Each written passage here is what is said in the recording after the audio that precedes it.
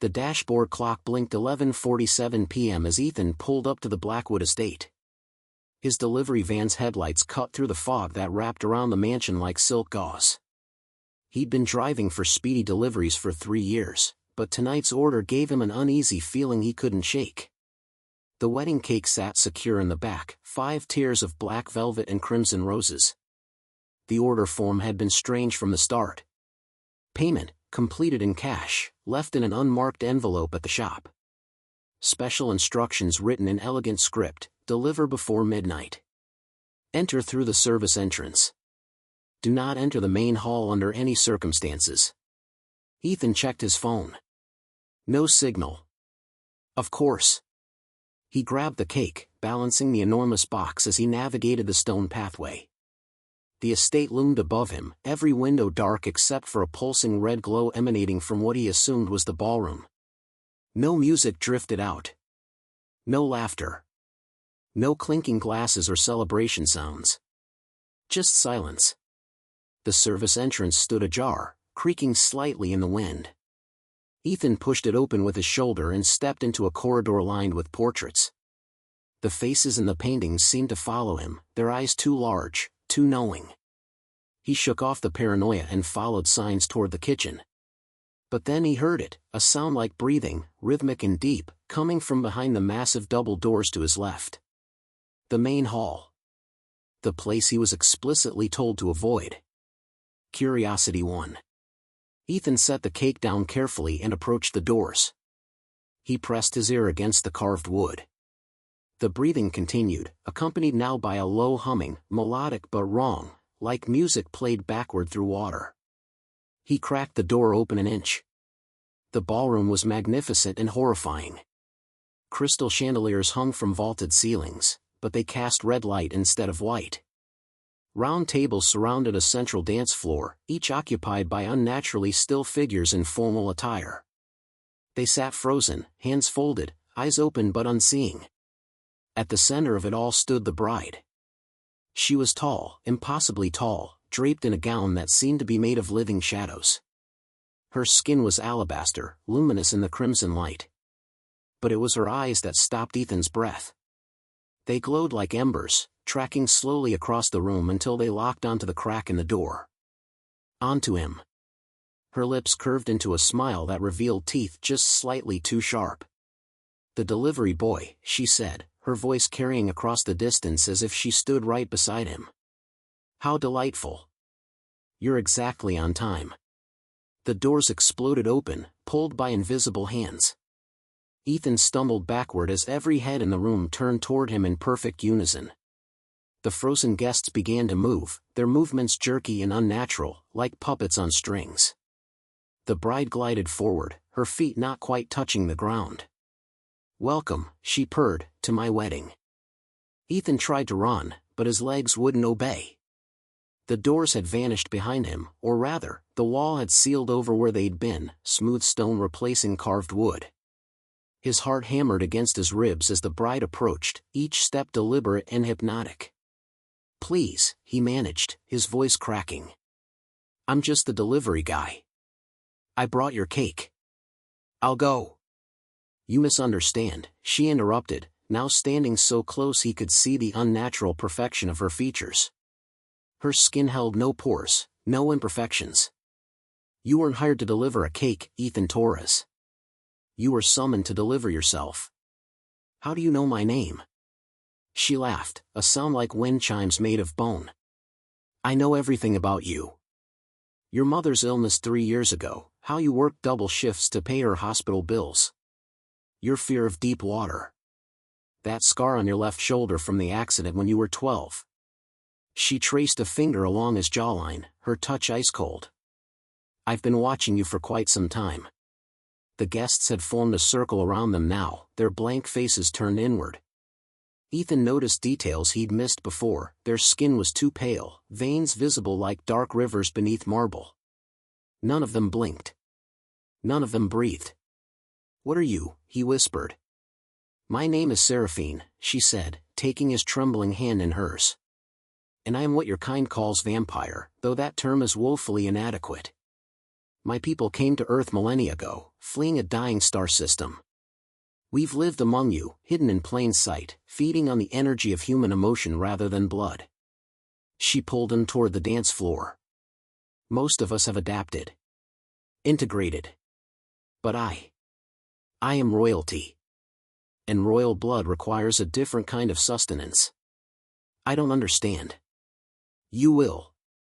She placed his hand on her waist, her other hand gripping his with surprising strength. Dance with me, Ethan. It's been 300 years since I've felt a heartbeat this strong. Music began without source, a waltz that seemed to come from the walls themselves, beautiful and terrible. Seraphine led, and Ethan found his body moving in perfect time despite never having danced formally in his life. The room spun around them, the circle of guests swaying in rhythm. This wedding is a ritual, Seraphine explained as they moved. Every century, I must bind myself to a human, merge my essence with moral vitality to maintain my existence on this plane. Without it, I fade, become incorporeal, trapped between worlds.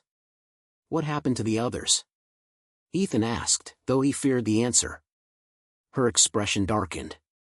They ran. Or tried to. Terror flooded their systems, made their hearts race for all the wrong reasons. That kind of fear, it sours the bond. Corrupts it. She spun him suddenly, pulling him closer. Their faces were inches apart.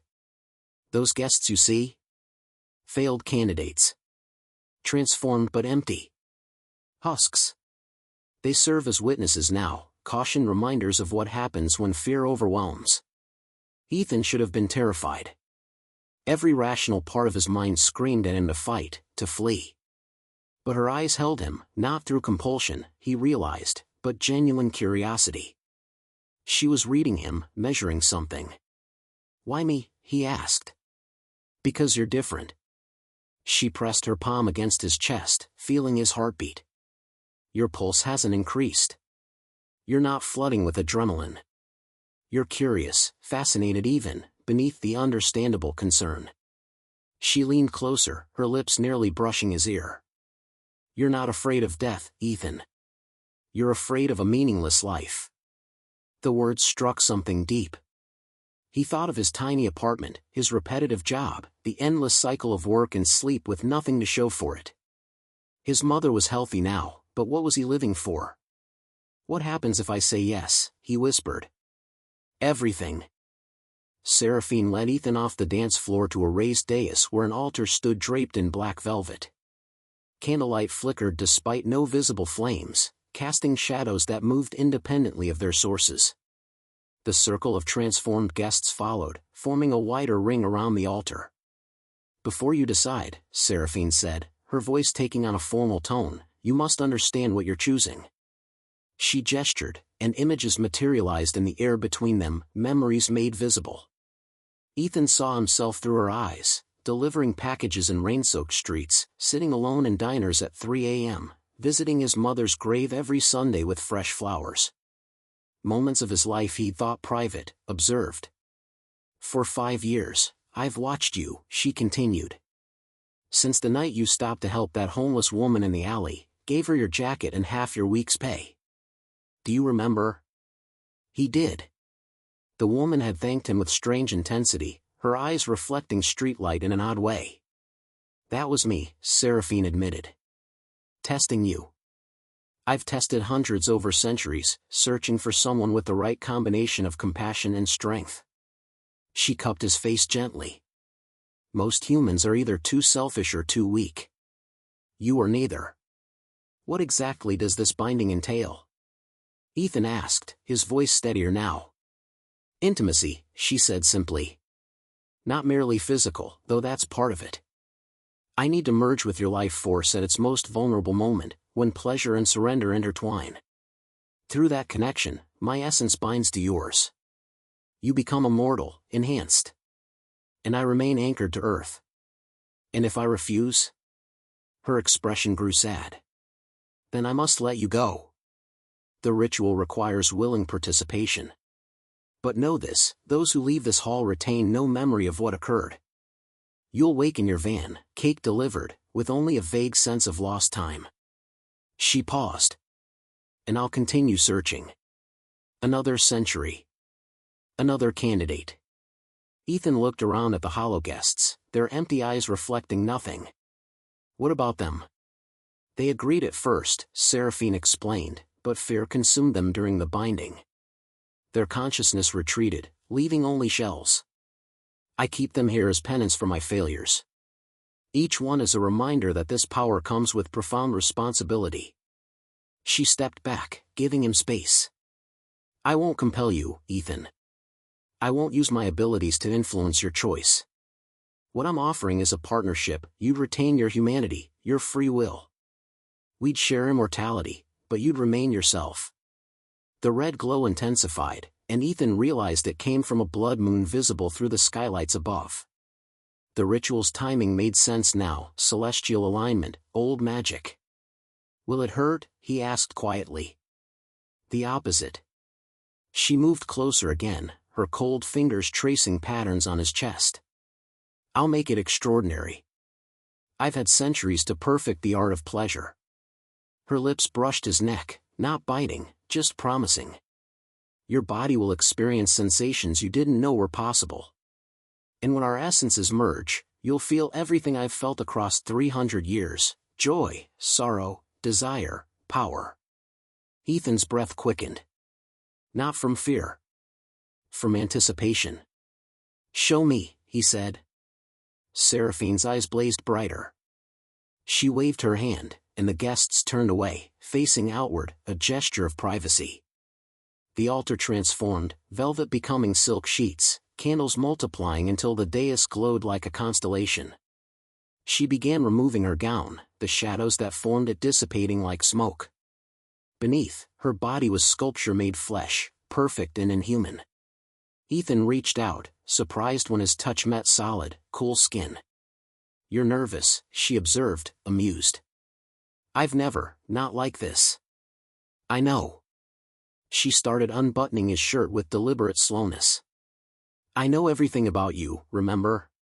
Including that you've kept yourself apart from others. Waiting, though you didn't know for what. She pushed the fabric off his shoulders. You were waiting for something that mattered. Their first kiss was electric. Her lips were cold but ignited heat everywhere they touched. Ethan gasped as sensation flooded through him, not just physical pleasure, but emotional connection. He felt her loneliness, her centuries of isolation, her desperate hope that he might be the one. And she felt him. His quiet strength, his buried desires, his yearning for purpose. Yes, she breathed against his mouth. You're perfect. Silk sheets materialized beneath them as Seraphine laid Ethan back on the altar. The blood moon's light intensified, bathing them in crimson radiance. She straddled him, her hair falling like a curtain around their faces, creating an intimate cocoon separate from the watching chamber. This will be unlike anything you've experienced, she murmured, trailing kisses down his chest. Each touch sent shockwaves through his system, pleasure amplified beyond normal sensation.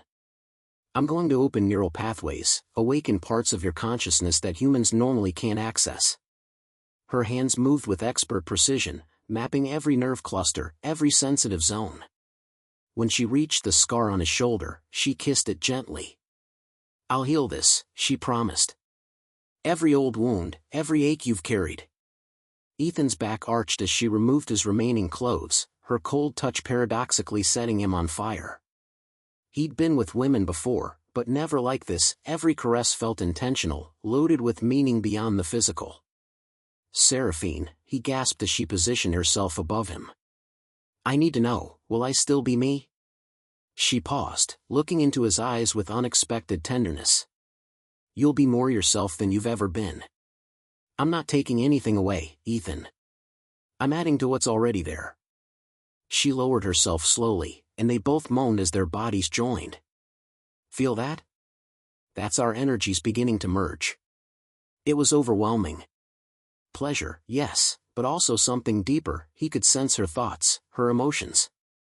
3 centuries of memory began flooding into his consciousness, battles fought on distant planets, the journey to Earth in dying starships, the loneliness of immortality watching civilizations rise and fall.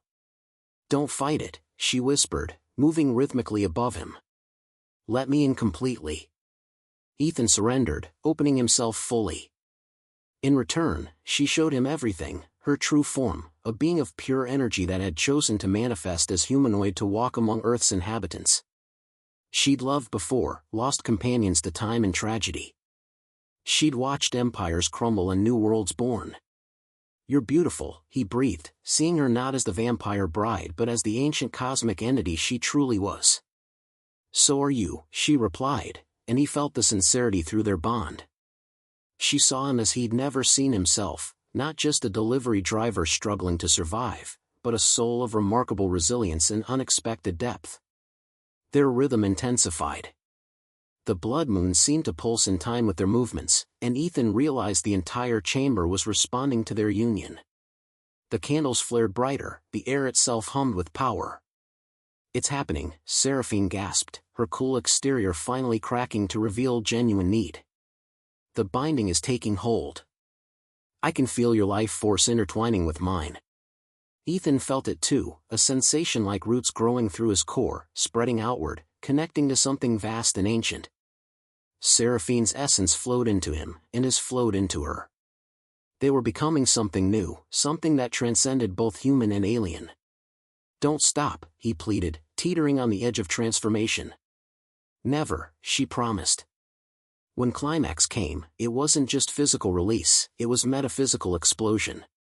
Light erupted from their joined bodies, a supernova of energy that filled the chamber. Ethan screamed, not in pain but in ecstatic revelation as his consciousness expanded beyond normal limits. He felt the universe's heartbeat, heard the music of distant stars, understood languages he'd never learned. Seraphine threw her head back, crying out in languages older than human civilization. The binding completed with a thunderclap of power that shattered every window in the estate. Though no glass fell, it simply transformed into glittering dust that swirled around them like galaxies in miniature. When the light faded, Ethan lay trembling beneath her, fundamentally changed. His skin held a new luminosity, his eyes reflected starlight. He could feel Seraphine inside his mind, a permanent presence that felt right, like finding a missing piece of himself. Welcome, she whispered, collapsing onto his chest, to eternity. Ethan sat up slowly, Seraphine still in his arms. The chamber had transformed completely, where hollow guests once stood, living beings now knelt. Their eyes held awareness, their faces showed emotion. The binding's power had somehow restored them. What happened? Ethan asked, his voice resonating with newfound depth. You broke the curse, one of the restored guests said, rising. He was tall, elegant, with features similar to Seraphine's. We were trapped between states, neither living nor dead, because all previous bindings failed. But yours succeeded with such power that the overflow restored us. Seraphine stared in wonder. Thaddeus? Brother, is that truly you? It is, sister. He approached, bowing deeply. And I see now why you waited so long. This human, he's different. Explain, Ethan demanded, feeling confidence he'd never possessed before. Thaddeus gestured to the others, who formed a respectful semicircle. We are the Stellarian royal court, Princess Seraphine's family and advisors. When we fled our dying world, we scattered across Earth, each seeking anchor points to maintain corporeal form. Seraphine volunteered to undergo the binding ritual to secure our colony's future. If she succeeded, our entire race would be permanently tethered to Earth's dimension. But each failure weakened us, another courtier added, a woman with silver hair. We were forced into these holding patterns, watching helplessly as century after century passed with no success. Ethan looked at Seraphine, understanding dawning. You carried this burden alone. It was my duty, she said softly. As crown princess, You're not just a princess, Thaddeus interrupted, his tone reverent. Look at him, sister. Look at what the binding revealed. Seraphine studied Ethan, and her eyes widened. The star mark. It can't be. What star mark? Ethan asked, but then he felt it, a burning sensation on his chest. Looking down, he saw a constellation-shaped birthmark he'd never noticed before, now glowing with inner light. "You're not entirely human," Seraphine breathed. "You carry Stellarian DNA. Dormant, diluted by generations, but undeniably present." She touched the mark reverently. "This is why your heart never raced with fear. Why you survived the binding when others couldn't. You're one of us." The implications crashed over him. "How?" "Millennia ago, some of our advanced scouts integrated fully with human populations," Thaddeus explained. "We thought those bloodlines extinct, the alien heritage too diluted to manifest. But occasionally, rarely, the genes resurface." The silver-haired woman approached, kneeling before Ethan. "The binding doesn't just make you immortal. It awakens your dormant heritage. You're not becoming Stellarian, you always were one. You were just sleeping." Seraphine cupped his face, her expression mixing awe and love. "I searched for a human partner to anchor me. Instead, I found my mate. My equal." "Mate?" Ethan repeated. "Among our people, binding is more than marriage, it's permanent soul fusion. You and I are now linked across every dimension, every lifetime. When one Stellarian finds their true match, the universe itself recognizes it." She kissed him deeply. "We don't just rule together, Ethan. We are together in a way your old language lacks words to describe." Thaddeus cleared his throat. "Which brings us to the matter of succession. By ancient law, a binding this powerful indicates fitness for sovereignty. Combined with your revealed heritage." He knelt, and the entire court followed. "We recognize Ethan Torres as Crown Prince Consort. And with the restoration of the royal court, we formally dissolve the Princess Regency." "What are you saying?" Ethan asked, though he already knew. "This was never just Seraphine's wedding," the silver-haired woman said. "It was your coronation. The ritual served two purposes: anchor our people to Earth, and reveal the hidden heir. You, Ethan. You're the lost king reborn." Seraphine squeezed his hand. "This wasn't the future I expected. I thought I'd bind myself to a human companion, maintain our colony, live quietly. But you changed everything." Ethan should have felt overwhelmed, but instead he felt complete. Every meaningless day, every lonely night, every moment of wondering if his life had purpose, it all made sense now. He'd been waiting. Preparing. Sleeping, as they said. "What happens now?" he asked. "Now," Seraphine said, standing and pulling him up with her, "we rule. The Stellarian colony on Earth is scattered, hidden, nearly forgotten. With our combined power and your unique perspective as someone who lived human, we can finally unite our people. Build something lasting." Thaddeus rose. "The blood moon binding also sends a signal across dimensions. Other Stellarian colonies will sense it. They'll come seeking alliance, trade, knowledge. Earth is about to become very interesting." Ethan looked around the restored court, at Seraphine glowing beside him, at the blood moon still visible through the shattered windows. His old life, the delivery van, the tiny apartment, the mundane existence, felt like a distant dream. "I delivered a wedding cake," he said with wonder, "and gained a kingdom." Seraphine laughed, the sound like bells across starlight. "You delivered yourself. And in doing so, you saved us all." She kissed him again, and this time the entire court cheered. The ritual was complete. The binding was eternal. And in a Victorian mansion on the edge of nowhere, the lost king had finally come home. The end.